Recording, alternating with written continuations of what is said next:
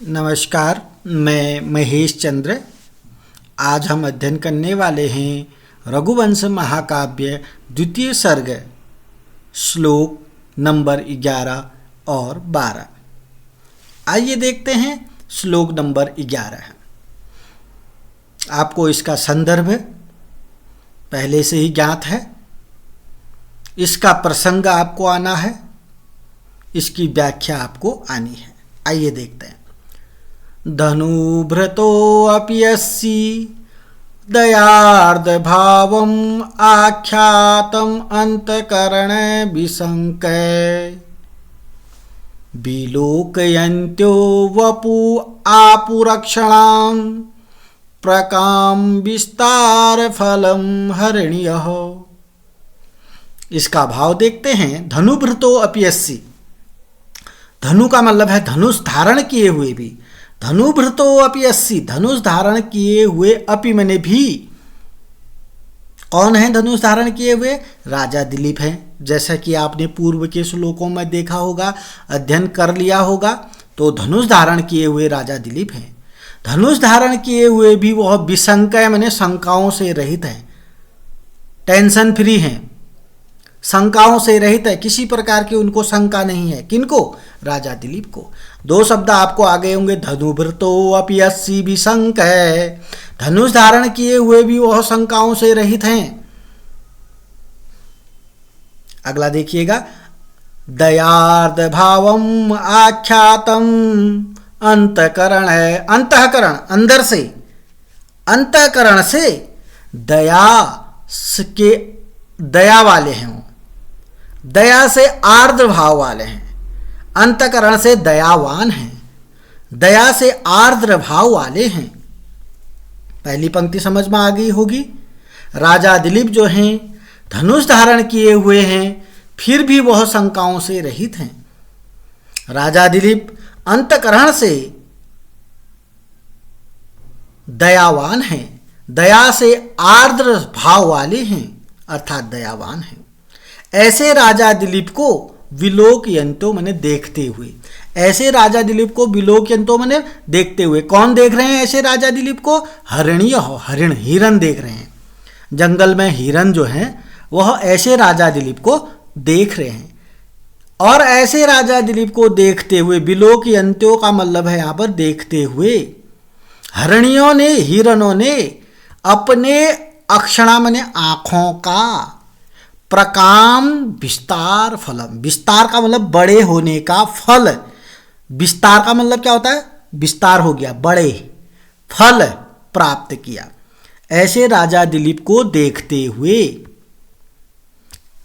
हिरनों ने अपनी आँखों का विशाल होने का, अत्यंत बड़े होने का फल प्राप्त किया। राजा दिलीप को किसने देखा? हिरनों ने देखा। तो कवि कह रहे हैं कि जब हिरनों ने राजा दिलीप को देखा तो हिरनों ने अपनी आँखों का अत्यंत विशाल, विस्तार देख रहे हो ना, विस्तार, विस्तार हो, बड़ा। अक्षणा माने आँख, अक्षणा शब्द यहाँ है, आँखों का, अक्षणा आँखों का विशाल होने का फल प्राप्त किया। अपनी आँखों का विशाल होने का फल प्राप्त किसने किया? हिरनों ने किया। किसको देखते हुए? राजा दिलीप को देखते हुए। राजा दिलीप कैसे हैं? धनुष धारण किए हुए भी समस्त शंकाओं से रहित हैं और अंतःकरण से दयावान हैं। ऐसे राजा दिलीप को देखते हुए हिरनों ने अपनी आँखों का विशाल होने का फल प्राप्त किया। अर्थात जब हिरनों ने उनको देखा तो उन हिरनों की आँखें क्या होगी? बड़ी की होगी। आप इसको सजीवता के साथ अध्ययन कर सकते हैं कि किसी को एकटक देखना तो आँखों का बड़ा होना। तो हिरनों ने जब उनको देखा, राजा दिलीप को, पूरे शरीर को, वपु, देखो वपु बने शरीर को, ऐसे राजा दिलीप के शरीर को, पूरे शरीर को देखा तो हिरनों की आँख फटी की फटी रहेगी, कहते हो तुम, आँख फटी की फटी, यानी आँख खुली की खुली रहेगी। तो ऐसे हिरनों ने ऐसे राजा दिलीप को देखते हुए अपनी आँखों का विशाल होने का फल प्राप्त किया। उम्मीद करता हूं आपको समझ में आ गया होगा। धनुव्रतो, धनु मैंने धनुष, व्रतो मैंने धारण किए हुए, अपि मैंने भी, राजा दिलीप ने धनुष धारण किए हुए होने पर भी विशंका मैंने शंकाओं से। अब यहां पर धनुष धारण किए होते हुए भी शंकाओं से रहित थे वो। ये बात जब कवि ने लिखी है तो इसमें कुछ तो विशेषता से पूर्ण होगी ये बात। वैसे धनुष धारण किया है और शंकाओं से रहित है। अंतःकरण से, दया से आर्द्र स्वभाव वाले हैं, अंतःकरण से दयावान हैं। ऐसे राजा दिलीप को देखते हुए, ऐसे राजा दिलीप के शरीर को देखते हुए हरिणियों ने, हिरणों ने अपनी आंखों का विशाल होने का फल प्राप्त किया। दयार्द भावम आख्यातम अंतकरणे विसंकय, यहां पर भी विसर्ग है, विलोकयन्त्यो वपु, वपु विसर्ग आ जाएगा इस रौ का, वपु आपुरक अक्षणाम प्रकाम विस्तार फलम हरण्य। धनुष को धारण किए हुए भी राजा दिलीप का शंका से शून्य अपने अंतःकरणों के द्वारा दया से आर्द्र अभिप्राय मालूम पड़ने से उनके शरीर को विशेष रूप से देखती हुई हरणियों ने अपने अपने आँखों का अत्यंत बड़े होने का फल प्राप्त किया। एक बात कि हरणियाँ उनको, हिरन उनको देख रही हैं और बड़ी आँखें भी हो रही हैं उनकी। क्यों देख रही हैं? क्योंकि वह दयावान हैं। अगर दयावान नहीं होते, हिरणों ने समझ लिया कि ये दयावान हैं तभी तो देख रहे हैं। अगर हिरन ये समझ लेते दुष्ट है, दयावान नहीं है, तो नहीं देखते उसको, क्योंकि धनुष भी है ना, हिरणों के लिए तो खतरा हो सकता था।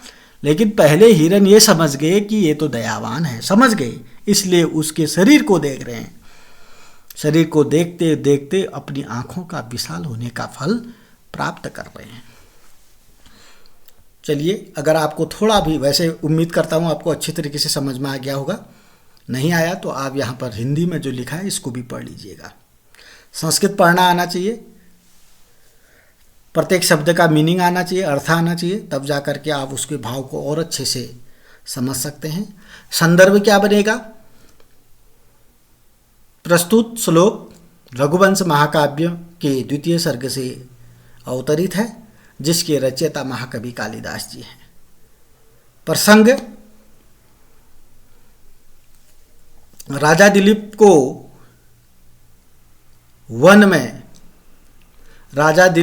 वन में हिरन देखते हैं और हिरन जो हैं देखते देखते अपनी आँखों का अत्यंत विशाल होने का फल प्राप्त करते हैं। इसी का प्रस्तुत श्लोक में वर्णन किया गया है, तब जाके आप इसकी व्याख्या लिख सकते हैं। चलिए 12वां श्लोक। सौकीचकै मारुत पूर्ण रंध्र कूजत भी आपादित वंश कृत्यम सुश्राव कुंजे सुयसः स्वम उच्च उद्गीयमानं वंदेवता भी। समझने का प्रयास करते हैं। संदर्भ सेम हमेशा रहेगा, आपको इसका प्रसंग निकालना है, उसके बाद इसकी व्याख्या निकालनी है, तो उसके लिए आपको ये समझना होगा। क्या होता है? कीचक है मारुत पूर्ण रंध्र है। कीचक जो है एक बांस का नाम है। बांस सुना होगा आपने, बांस जिसका जो लकड़ी है उसके अंदर खोखला होता है, पाइप होता है, वो बांस की लकड़ी। बांस की लकड़ी में वायु जाती है तो पूर्ण रंध्र है, तो उनसे रंध्रों से कूजबी बने आवाज निकलती है।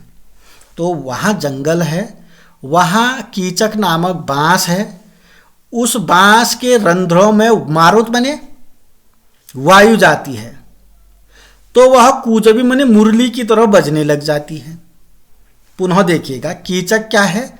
बांस की लकड़ी है। वो बांस देखा होगा आपने, अंदर से खोखला रहता है। मुरली तो देखा है, मुरली बांस बस सेम है। तो उस बांस में छिद्र हैं, रंध्र हैं, तो उसमें जब उस बांस में हवा जाती है तो उसके रंध्रों से आवाज निकलती है, मधुर ध्वनि निकलती है। वंश कृत्यम बांस है, ये बांस भी लिखा है देखो। तो उस जंगल में कीचक नामक बांस है, उसके छिद्रों में, रंध्रों में जब वायु जाती है तो उस छिद्रों से मुरली की जैसे शब्द निकलते हैं। तो जब ऐसा वो उस जंगल में हो रहा है तो सुश्राव ने सुना। किसने? राजा दिलीप ने। यश मैंने यश को, अपने यश को सुना। राजा दिलीप ने अपने यश को सुना। स्वम मने अपने, स्व मने अपना होता है ना, स्व मने अपने यश को सुश्राम ने सुना।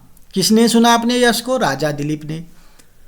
उच्चय मने ऊंचे आवाज में, गीयता मने गाते हुए, ऊंचे आवाज में गाते हुए वन देवता भी मने वन देवताओं के द्वारा उस जंगल में, उस जंगल के कुंजों में राजा दिलीप ने वन के देवताओं के द्वारा, वन देवता लिखा है ना, वन के देवताओं के द्वारा वन देवी के द्वारा ऊंचे आवाज में गाते हुए अपने यश को सुश्राम ने सुना। उस जंगल में हो क्या रहा है? उस जंगल में यह हो रहा है कि वहां जो ये कीचक नामक बांस है उसके छिद्रों में वायु का प्रवेश हो रहा है तो वह मुरली की जैसी ध्वनि उत्पन्न कर रहा है। कवि ने उसको यहां पर जोड़ दिया कि ऐसे ध्वनि से, यानी कि वहां जो वन देवी है उन्होंने ऊंचे स्वरों में गीत गाते हुए, वहां की वन देवी जैसे ऊंचे स्वरों में गीत गा रही है। हो क्या रहा है? वहां पर बंसी बांस के छिद्रों में हवा जा रही है, वह ध्वनि निकाल रही है। और कवि कालिदास जी क्या कह रहे हैं कि वन देवताओं के द्वारा, वन देवी के द्वारा गीत गाया जा रहा है और उस वन देवी के द्वारा ऊंचे स्वर में जो गीत गाया जा रहा है, ऐसे वन देवी के द्वारा उस राजा दिलीप ने अपने यश को, स्वम ने अपने यश को सुश्राम ने सुना। तो जब राजा दिलीप का वन में प्रवेश होता है तो वन में प्रवेश होते ही वन के देवियों ने, वन देवी ने उनका ऊंचे स्वर में गीतों के साथ स्वागत किया। तो राजा दिलीप ने उस वन देवी के द्वारा अपने यश को सुना।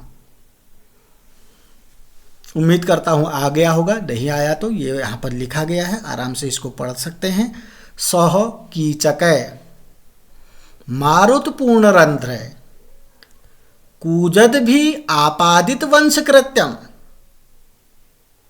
वन में कीचक नामक बांस है, उसके छिद्रों में वायु का प्रवेश होता है तो वह मुरली की जैसी ध्वनि उत्पन्न करती है। इससे ये प्रतीत होता है कि उस वन में वन देवी के द्वारा ऊंचे स्वर में गीत गाया जा रहा है और राजा दिलीप ने उस वन देवी के द्वारा ऊंचे स्वर में अपने यश को सुना। उन राजा दिलीप ने वायु से भरे हुए छिद्रों के होने से शब्द करते हुए कीचक संज्ञक बांसों के द्वारा वंशी का कार्य संपादन जिसमें हो रहा है, ऐसे लता ग्रहों में वन की अधिष्ठात्री देवियों से ऊंचे स्वरों में गाए जाते हुए अपने यश को सुना। कीचक नामक बांस है, मुरली की जैसी ध्वनि निकाल रहा है। ऐसे कुंजों में लताग्रह, कुंज किसको कहते हैं? लताग्रहों से युक्त जो वन होता है उसको कुंज कहते हैं। राजा दिलीप ने वन देवियों के द्वारा, वन की जो अधिष्ठात्री देवियां हैं उनके द्वारा ऊंचे स्वर में अपने यश को सुना। तो आज के लिए इतना ही। 12 श्लोक रघुवंश द्वितीय सर्ग में आप अध्ययन कर चुके हैं। आपको इनका संदर्भ, प्रत्येक श्लोक का संदर्भ, प्रसंग और व्याख्या करना आना चाहिए। सभी श्लोक महत्वपूर्ण हैं। अगर आपको कहीं पर दिक्कत होती है तो आप कमेंट बॉक्स में पूछ भी सकते हैं, और नहीं तो जो हिंदी में लिखा है इससे आप अपने ज्ञान की वृद्धि कर सकते हैं। जो मेरे बोलने से तो मैं कहीं कहीं पर कम आया तो हिंदी पढ़ने के बाद आप उसको पूरा कर सकते हैं। और कोई शब्द फिर भी आपका शब्द का मीनिंग आपको नहीं आता है तो आप कमेंट बॉक्स में लिख सकते हैं, पूछ सकते हैं। पूछेगा वही जो सीखना चाहते हैं, और विद्यार्थी तो वही है जो हमेशा विद्या अर्जन करने में लगा रहता है। तो एक अच्छा विद्यार्थी बनिएगा, सीखने का प्रयास करिएगा। अभी तक चैनल को सब्सक्राइब नहीं किया तो सब्सक्राइब करेंगे, कमेंट करेंगे और अपने दोस्तों के साथ शेयर करेंगे। नमस्कार, धन्यवाद।